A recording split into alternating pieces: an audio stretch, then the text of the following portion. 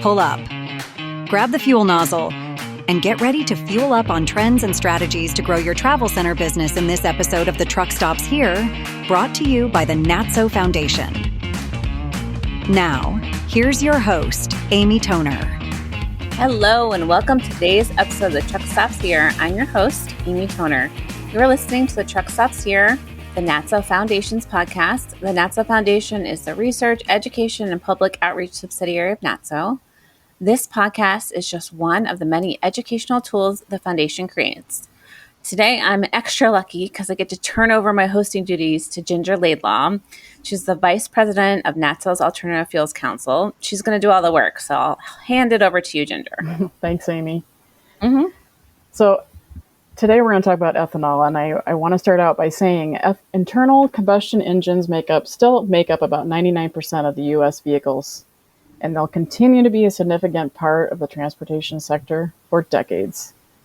Ethanol blending can help reduce the carbon intensity of the fuel we put in our cars by 30%.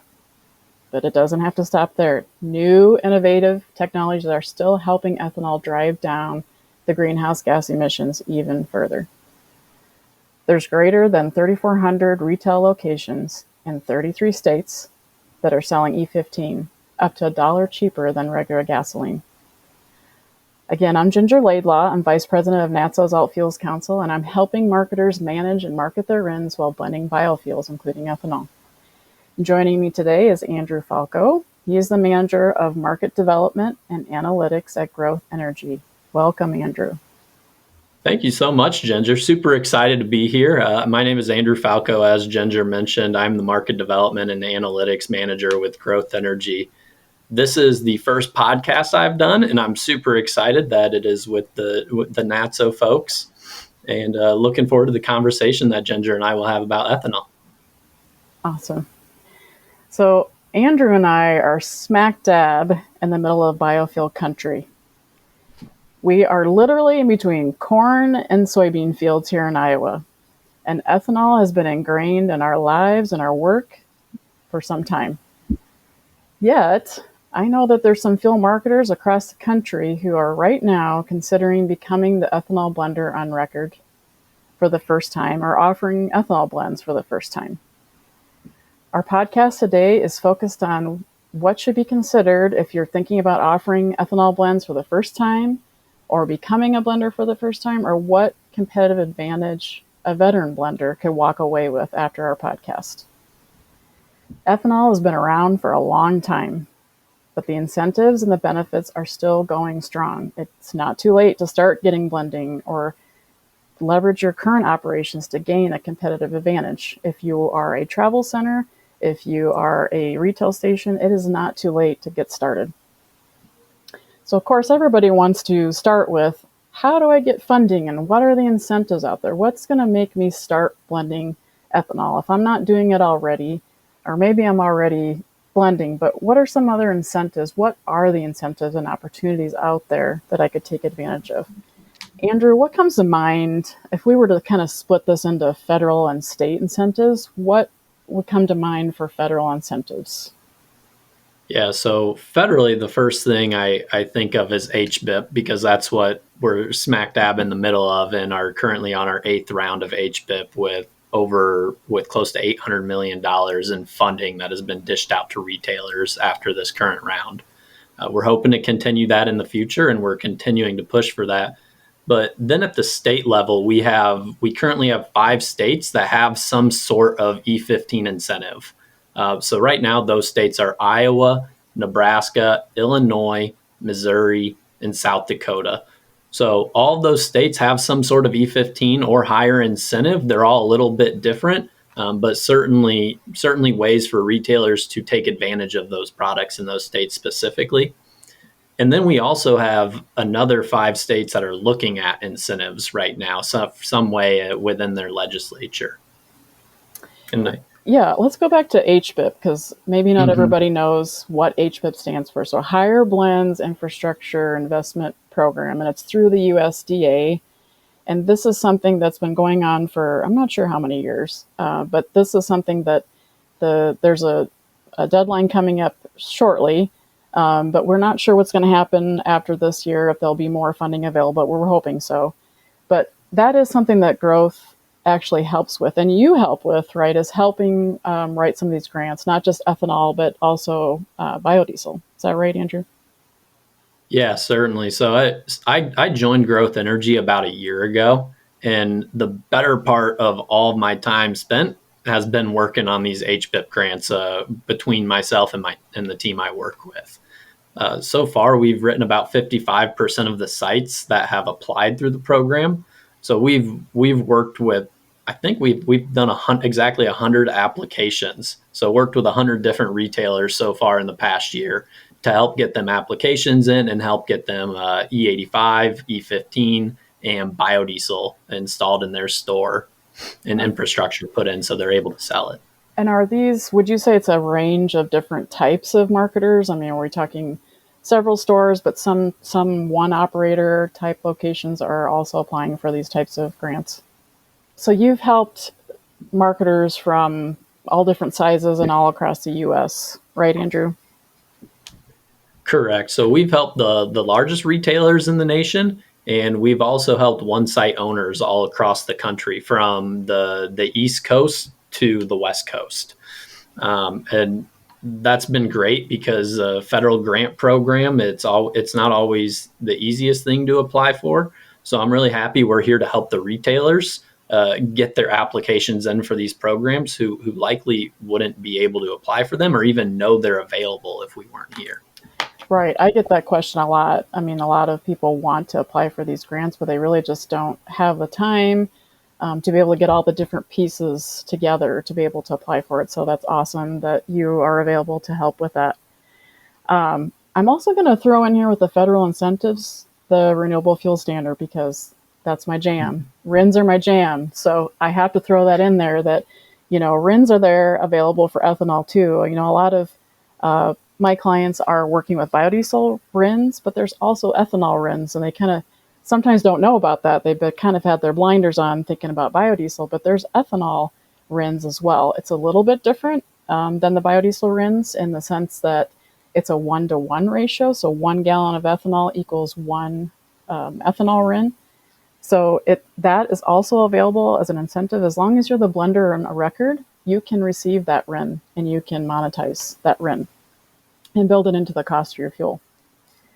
So Andrew, you brought up some of the ethanol-friendly states earlier, I know. So some of those state programs, they can range from tax incentives, I think you had mentioned, but there's also some renewable fuel funding that people can apply for, that operators can apply for in different states. I know Iowa is pretty strong in that. Mm-hmm. The Midwest states, of course, are going to be strong in that too. But I know probably beyond the Midwest as well, with mentioning earlier that there's 3,400 locations that are selling E15. That's beyond the Midwest.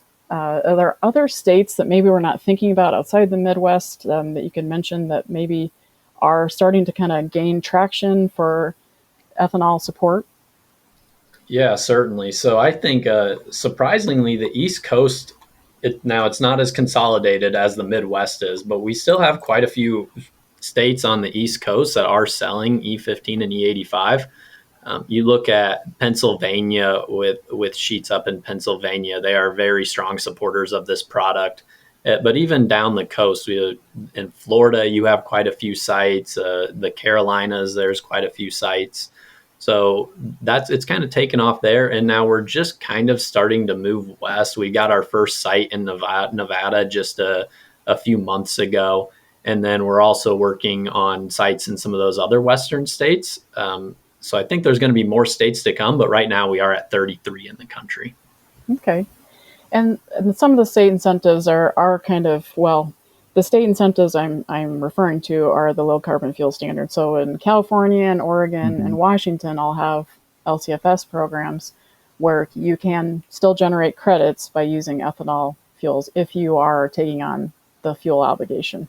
So that's another kind of added benefit on the West Coast if you're out there and thinking about this. So you could potentially have a state program, you could have a federal program, all tied into making the investment in ethanol on your site. Do you And go ahead? To add on to your LCFS comment, we just had New Mexico release a new LCFS program recently. Other states in the Midwest, like Minnesota and Illinois, are looking into similar programs. So right now it is on the West Coast for LCFS, but Midwest states are looking at it too. So I think retailers really need to keep an eye on what's happening in their states from a legislative standpoint, so they know about this stuff coming down the pipeline. Right. That's a good point. Is there any other resources that these retailers or operators could be looking into? Like the Midwest, I guess, we're looking at the local corn growers possibly as another resource to help with funding or help get set up. Are there other groups that I'm not thinking of that you could tap into for resources? I think right now it's the states, and then like you mentioned, the corn growers associations. We've actually partnered with some of the corn growers associations for private funding, even in the last year. So that's been really successful for us, and we've been working very closely with them. So that we've built great relationships with those corn organizations. And if retailers do have any funding needs, or they have some innovative ethanol projects, we'd love to hear them. We love to hear about that stuff. That's why we're in this industry. And we partner with other organizations to help them get funding as well. So if you're looking for what might be available in your state specifically, we have a link on our website to the Alternative Fuel Data Center, to that link there that will separate by state. It'll show you tax incentives that are available, or funding that might be available within your state, to kind of drill down into what may possibly be available. And it's not limited to ethanol, it's all biofuels. So that's an option there. So Andrew, if you were talking to somebody in the state of New York and they are thinking about starting to blend with biofuels, what would you say would be like the top few things that you'd say this marketer needs to start thinking about, or what would you need to get started in biofuels blending? Yeah, the first thing that comes to my mind instantly is equipment compatibility. So before you jump into any blending or anything, you need to know what you have in the ground, because if your equipment's already compatible with these blends, you can save a lot of money. You might be able to make a few changes and then just sell or blend the fuel right there without major equipment changes. So that's the number one, is just knowing what equipment you have and knowing if it is either UL listed or warranted by the manufacturer for higher ethanol blends. Is there a particular higher blend of ethanol that you would need to make sure it's compatible for? Like, what are you trying to reach to, and what would you need to make sure that compatibility is with? Yeah, so really you're looking for anything that's compatible with 15% or higher. After that, everything is, from a compatibility standpoint, everything is compatible with up to 100% ethanol that is installed now.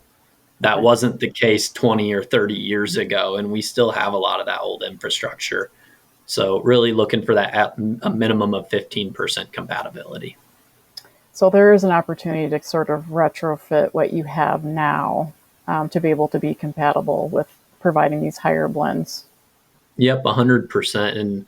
And I know a big thing for people is underground storage tanks. That's the biggest cost to try to change to sell higher ethanol blends. Any steel tank that is in the ground right now is actually compatible with up to 100% ethanol. Okay. And then any double wall fiberglass tank installed after 1990 is also compatible. Okay. I've read somewhere that if you are blending at the terminal or you're blending at a bulk facility, you wouldn't really have to worry about the compatibility of your underground storage tank. Is that true? Like, if you're blending outside of your tank, could you avoid going up to that compatibility with the tank? No, your tanks would still have to be compatible with a 15% ethanol, even if you're buying an unleaded 88 directly from your supplier. Okay. All right. And then blender pumps. Can you describe a little bit more about what that means exactly, and what, we're talking about compatibility here. What, if you have, obviously probably already have pumps on your site, what would you need to do to bring them up to compatibility? Typically, what could you do to bring up what you have currently, your current infrastructure? What would you need to do? I think it depends on your supplier. So a lot of the dispensers now are probably, if they're older than 10 years old, they're probably not blender dispensers. They might still be compatible with these higher ethanol blends, though. Okay. So, but if you do want to add a blender dispenser, that's just a dispenser that can take products from two tanks and combine them into one at the dispenser level. So you can then sell a fuel that you don't have underground. Gotcha. So like on the biodiesel end of things, an inline blending system, almost. It's similar. It's not, I mean, it's similar to that, except it's done at the dispenser, and there's nothing you really have to do the tanks other than making sure all the piping is going to the correct inlets on the dispenser. Okay. So let's talk about, so the compatibility was one of the major things. What were some other major things that kind of a new ethanol blending interested marketer need to consider or think about? Yeah, compatibility, number one. Number two is having your supply options and set up and ready to go.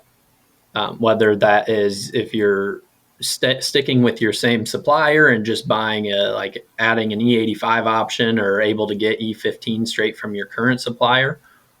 Or if you want to kind of explore new options, maybe look at ethanol plants in your area, especially if you're in the Midwest in these ethanol heavy zones. Then you might be able to go to an ethanol plant directly and get a cheaper product that you can then blend and put into your tanks. It's a little more work for the retailer, and you have to might have to set up some new contracts, but it can definitely save you money in the long term on a per gallon basis. Right. A lot of these, a lot of our clients and members are already blending biodiesel. So I think they kind of already feel like they've been in this mix a little bit already, but ethanol might be just kind of a unknown a little bit to them. They haven't been doing that. So I'm wondering, can you, and I've seen this before and I've seen retailers say it, can you buy E85 and blend it with an E10 to make an E15? Yeah, that's probably when we're talking about blender dispensers, that's really the most common blending method retailers are using. Okay. So depending on your E85 blend you're buying, it's usually about 94% E10 and 6% E85 that you're blending together to get to that unleaded 88. So 88 octane fuel with 15% ethanol. So your E15 or unleaded 88 that you can then sell at the dispenser as well. Gotcha. So you mentioned that, if you're in the Midwest, you could probably easily get to an ethanol plant. Or I wouldn't say easily, but maybe it's a little easier in the Midwest. If you're talking to somebody maybe on the East Coast, this is a little more challenging, and you might not even have an option of an ethanol plant being nearby. So your next option is either supplier picking up at the rack, or maybe you have some ethanol actually railed in. So if you have access to rail, this is a great option where you could actually have ethanol railed in from the Midwest, as long as you have that option, and then you could transload or be able to offload from that location. Yeah, 100%. Those are pretty.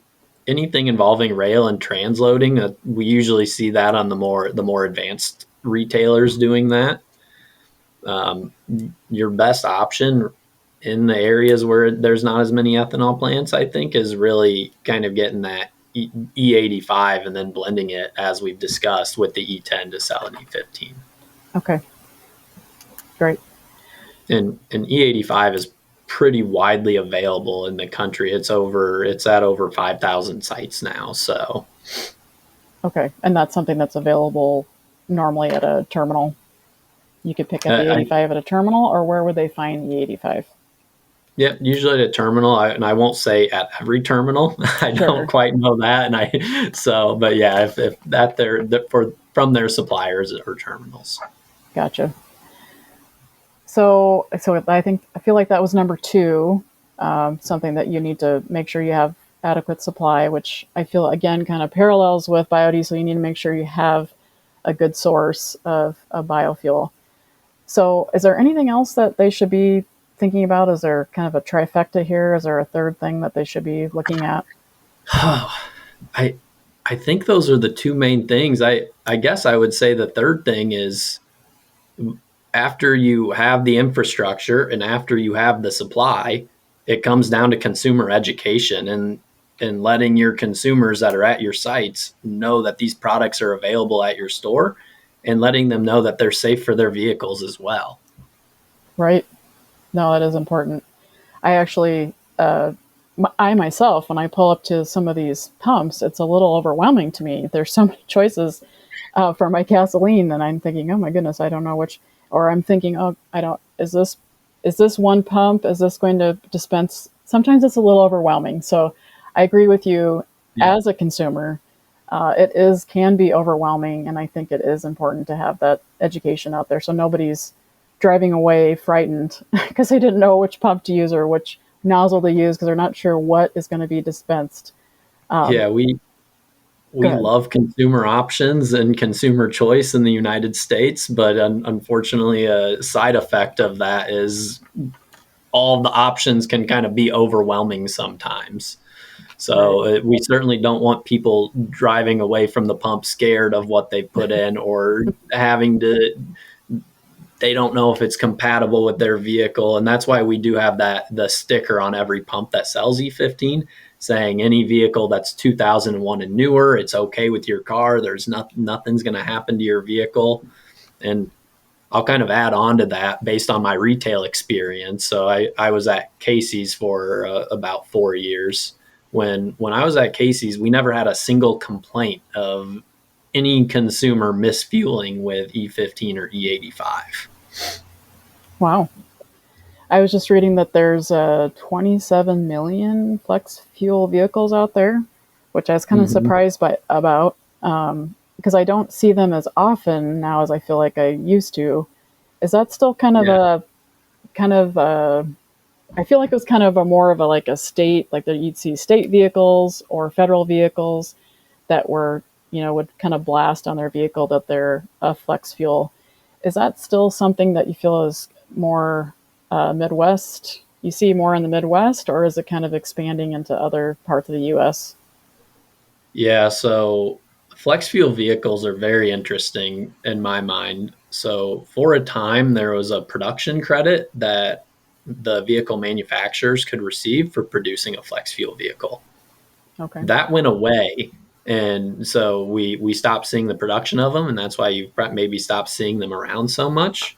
Okay. With that being said, GM just recently announced that 4 vehicles in their lineup would be flex fuel compatible.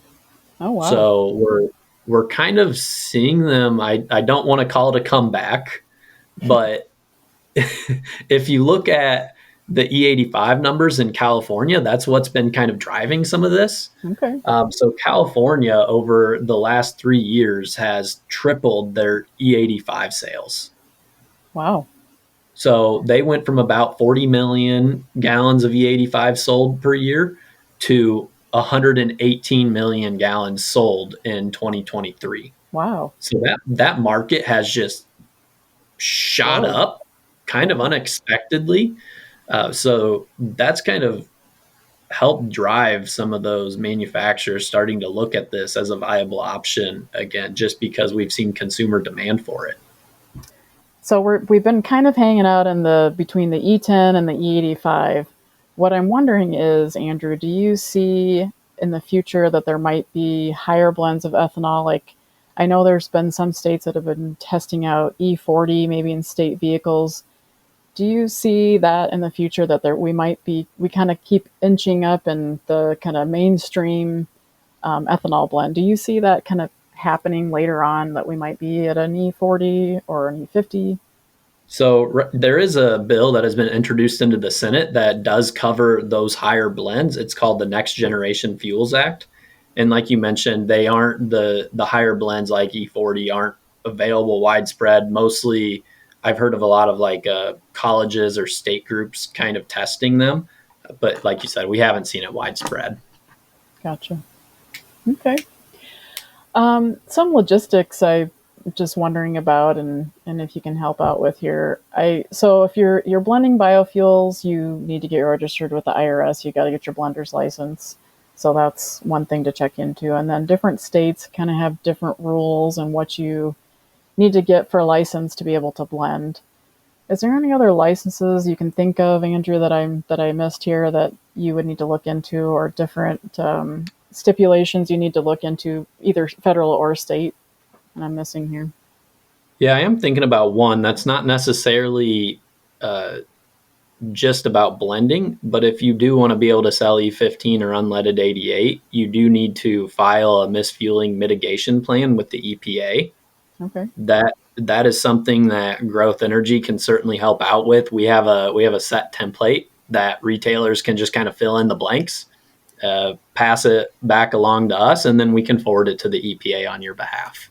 So tell me a little bit more about that. What is that helping the retailer do?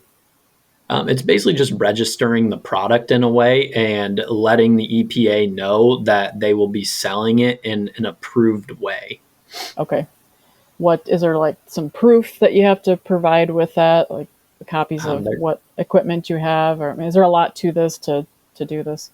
No, there's really not. It's a one-page letter. I think it covers maybe half or three-fourths of the page. So it's pretty simple, and it's just the retailer agreeing that they're going to sell it in these approved fashions. Okay. And is there any reporting or anything with that? Nope. Okay. Nope. It is honestly as straightforward as it gets, okay. which is really nice. That is nice. That's not often in a government type situation. So we talked about compatibility. We talked about the licenses you may need to get, the supply you might need to look into. That's things that both Growth and All Fuels Council could help you with. Those are different things. Also, I just want to mention on the Alt Fuels website, we have a blending calculator that kind of helps you put in the numbers. Maybe once you start looking into your ethanol supply, getting some bids and to figure out, okay, is this really what I want to be doing? Putting in the RIN value, just kind of looking at, is this going to work out for me? Is this a good economic advantage for me? Is this going to give me a leg up at my operation? So just want to mention that there. I didn't know you guys had that. We do. So I'm interested in it, actually. Yeah. So if you look at that and you have some questions, you can certainly reach out to me, and I can get you we can get some numbers if you don't have bids already, just to kind of field out some numbers there and see what might work. So we've talked about somebody kind of getting started, and maybe there's some things that existing blenders maybe picked up on here that they hadn't heard before, or maybe they thought, oops, I probably should have that, or maybe I should be thinking about that. Is there anything else that you can think of, Andrew, that if you've been blending for a while, it's kind of it's just what you've been doing, it's been part of your operations forever. Is there anything that you wish that maybe blenders knew about or would take advantage of that kind of maybe some blenders might forget about? Is there anything that we're leaving on the table here? I think the main thing from a blender's perspective, and I mentioned it a little bit earlier, but I would like to go into a little bit more depth with it just because it is an extremely important topic, and that's consumer education. Yes. So as retailers are adding these products into our sites, and I say we as retailers, I think I still view myself as a retailer in some regards, but as the retailers are adding these products into their sites, you're adding that because you want to sell the product, I would think. So when you are adding those new products, I would really just recommend to try to reach your guests and let them know that they're available and they're at your site. some ways to do that are putting it on the sign, maybe putting a flyer out next to the register, or putting something on your window that says like biofuels available here. I'm not 100% sure what that looks like. I'm sure it's different from retailer to retailer, but just trying to hit on the consumer education piece and letting everyone know that, hey, these products are here. They're grown in the United States. It relieves us of foreign oil dependence. So there's a lot of pros to these things that American consumers want. And I think as retailers, we really just need to let them know that they are available. Right. And I feel like we kind of lose sight of that ethanol truly does reduce greenhouse gas emissions. I feel like it almost gets kind of thrown in with gasoline, but really it is a part of reducing the greenhouse gas emissions. So Yeah. like I mentioned earlier, it does reduce by 30%. That's per CARB, California Air Resources Board, from their calculations, that it's a 30% reduction. So it really is part of that, not only what you just mentioned, the foreign oil dependency, but you truly are also reducing greenhouse gas emissions as well. One, and with some of the work the ethanol producer plants and the farmers are doing, they're doing some really amazing stuff to lower their carbon emissions, such as like carbon capture, different farming practices that lower the emissions, such as different fertilizers, no-till farming, those sorts of things. It's really amazing what they've been able to accomplish so far and their plans for the future. So right now we're a reduction from gasoline, but really what our industry sees is a future where we can get to a zero CI ethanol and have that be available widespread. Right. So the CI part is the carbon intensity. Yep. And on the West Coast, when they're calculating what the credits are on the low carbon fuel standard, they're taking a certain intensity of gasoline and they're measuring that up against all these different other fuels. So ethanol against gasoline, and that's how you generate the credits, whether you're above or below where gasoline is in the carbon intensity. That's where you either create a credit or a deficit. So obviously the goal is to keep improving upon ethanol production so that we keep lowering, or I should say keep increasing the carbon, lessening the carbon intensity of ethanol so that it only becomes even better throughout the years. So having higher blends of ethanol definitely helps with all these different things. And it's definitely something that retailers should be looking into. If you're not already doing it, sometimes it might seem a little daunting to look at all these different things. And I wanted to say one of our Alt Fuels Council's clients, they're a Midwest retailer. They were saying that it's the gap between investment and incentives that keeps a lot of retailers from adding higher blend infrastructure. But what they have truly found is that the greater the ethanol blend, they really are increasing their volume and then obviously also increasing their profit. So if it does seem overwhelming, there's steps to take. There is incentives available. There's investment opportunities you can take advantage of. You've got lots of people, lots of different organizations that can help you get started and help you connect you to different supply and figuring out the compatibility. Obviously, your insurance company would probably help you with the compatibility end of this as well to figure out, what equipment may be best, because insurance is also very important. So I just want to close with ethanol is going to stick around for a long time, and it's a viable option for many marketers to increase your profit through incentives and all these investment opportunities. It's not too late, and you can leverage what your current operations are. As we talked about earlier, there's ways to use your current infrastructure. Maybe you just need to do a few upgrades, but there's funding available to help you do that if you need that. So you can get started with an ethanol blending or maybe improve upon what you already have. So whether you're beginning or you're a veteran blender, I think both growth and AFC can help you get connected and explore your options to boost your bottom line with ethanol blending. Thank you, Andrew, so much for joining me today to talk about ethanol and kind of revitalize what we know is an awesome thing, is to be blending ethanol. Yeah, thank you so much for having me. It's been a blast, and I'm glad to have completed my first podcast. Honestly, it was a lot of fun, so thank you very much for having me. You passed with flying colors. Ginger, you made my job very easy. Before I let you guys go, can you tell them your websites just so people know how to get a hold of both of you? You go first, Andrew. Yeah, so you can reach us at growthenergy.org. And then also, if you want to email me directly, I'm fine with that. It's afalco@growthenergy.org. So it's pretty similar to the website, my first initial and last name. How about you, Ginger? NATSO altfuels.com is our website. And same as Andrew, very similar, is G Laidlaw at natsoaltfuels.com. All right. Well, thank you for listening to today's episode of the Truck Stops Here. You can find us online at natso.com/podcast. If you have any questions for me or Andrew or Ginger, or you can be a guest, you can reach out to me at atoner@natso.com. All right. Bye, guys. Thanks again. The Truck Stops Here was brought to you by the NATSO Foundation, the research, education, and public outreach subsidiary of NATSO. The Truck Stops Here is produced by the NATSO Foundation in collaboration with Human Factor. Producers are Amy Toner and Darren Schulte.